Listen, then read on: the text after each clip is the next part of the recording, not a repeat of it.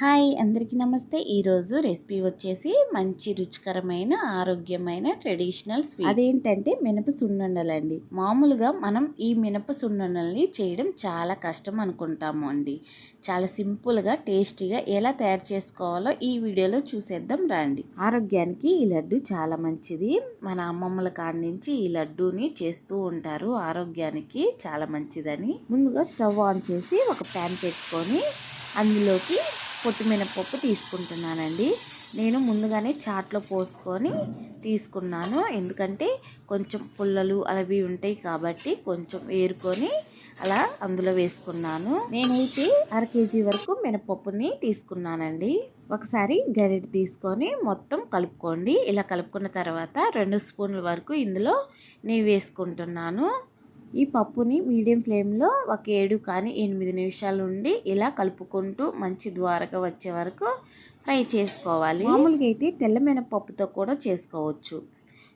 పొట్టు మినపప్పుతో అయితే కొంచెం మనకి ఆరోగ్యానికి కూడా మంచిదని నేను ఇక్కడ పొట్టు మినపప్పు తీసుకున్నాను.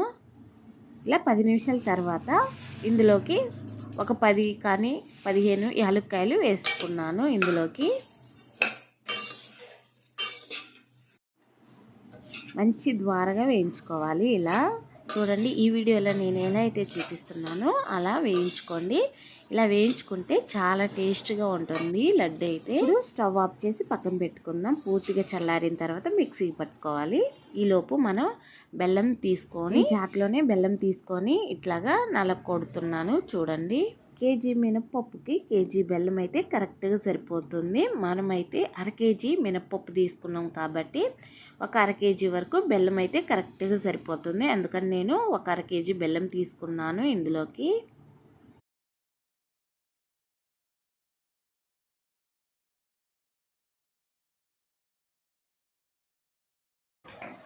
ఇప్పుడు మినపప్పును తీసుకుందాము. ఇవైతే పూర్తిగా చల్లారిపోయినాయి. ఇప్పుడు చల్లారిన తర్వాత ఒక మిక్సీ జార్ని తీసుకొని ఈ మినపప్పుని ఒక 2 సార్లు మిక్సీకి పట్టుకోవాలి. ఈ మిక్సీ జార్లో వేసిన తర్వాత మిక్సీ పట్టేటప్పుడు మధ్య మధ్యలో కలుపుకుంటూ కొంచెం బరకగా ఉండేటట్టుగా మిక్సీకి పట్టుకోవాలండి.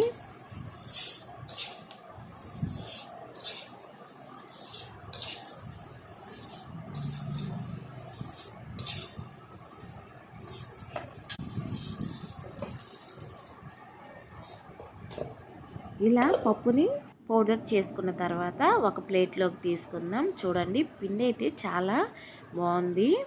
మరి అంత బరక్గా కాకుండా మరి అంత మెత్తగా కాకుండా వచ్చింది. ఇప్పుడు మిగతాది కూడా వేసుకొని ఇదే ప్రాసెస్లో వేసుకోవాలి. మినప పౌడర్ని ఒక సగం వరకు మిక్సీ జార్లో వేసుకొని సగం బెల్లం వేసుకొని మరొకసారి మిక్సీకి పట్టుకోవాలండి. ఇలా కాకుండా మినపప్పుతోనే బెల్లం వేస్తే అస్సలు మెదగవండి. అందుకని ఇలా వేస్తే చాలా బాగా మెదుగుతుంది, బాగుంటుంది. చూడండి, ఇలా వస్తుందన్నమాట. మిగతాది కూడా ఇదే ప్రాసెస్లో వేసుకొని చేయండి. ఇప్పుడు ఇందులో మనం నెయ్యి వేసుకోవాలండి. ఇలా నెయ్యి వేసిన తర్వాత ఆ పిండి మొత్తం బాగా కలుపుకోవాలి. మీడియం సైజు కప్పు నెయ్యిని కొద్దిగా వేడి చేసుకొని కొంచెం కొంచెం వేసుకుంటూ మనం పిండిని మొత్తం కలుపుకోవాలి. ఈ విధంగా కొద్దిగా ఉండకట్టే వరకు చూడండి, ఈ విధంగా ఉండలు చేసుకోవాలి. మనకు ఏ సైజులో కావాలో ఆ సైజులో చేసుకుంటే సరిపోతుందండి. చూడండి, నేనైతే ఈ సైజులో ప్రిపేర్ చేస్తున్నాను. ఈ లడ్డు అయితే ఒక 20 days to 30 days వరకు స్టోర్ చేసుకోవచ్చు. ఇప్పుడు వీటిని ఒక ప్లేట్లోకి తీసుకుందాం. అంతే అండి. ఇదే విధంగా కొద్దిగా నెయ్యి వేసుకుంటూ మనం ఈ విధంగా సున్నుండల్ని చేసుకోవడమే. చూసారు కదండి, చాలా అంటే చాలా సింపుల్ అండి. మనం ఇంట్లోనే ఇలా ఆరోగ్యంగా టేస్ట్గా ఒకే ఒక 10 నిమిషాల్లో ఇలా మనం సున్నుండల్ని ప్రిపేర్ చేసుకోవచ్చు. ఈ లడ్డు ఆరోగ్యానికి చాలా మంచిది. ఈ విధంగా మనం చాలా హెల్తీగా టేస్టీగా పొట్టు మినపప్పుతో బెల్లం వేసుకొని మినప సున్నుండల్ని ఈజీగా ప్రిపేర్ చేసుకోవచ్చండి. ఈ వీడియో మీకు నచ్చినట్లయితే లైక్ చేసి షేర్ చేయండి. తప్పకుండా మన ఛానల్ని సబ్స్క్రైబ్ చేయడం అస్సలు మర్చిపోవద్దండి. Please subscribe. అలానే మీ ఫ్యామిలీ అండ్ ఫ్రెండ్స్కి షేర్ చేయండి.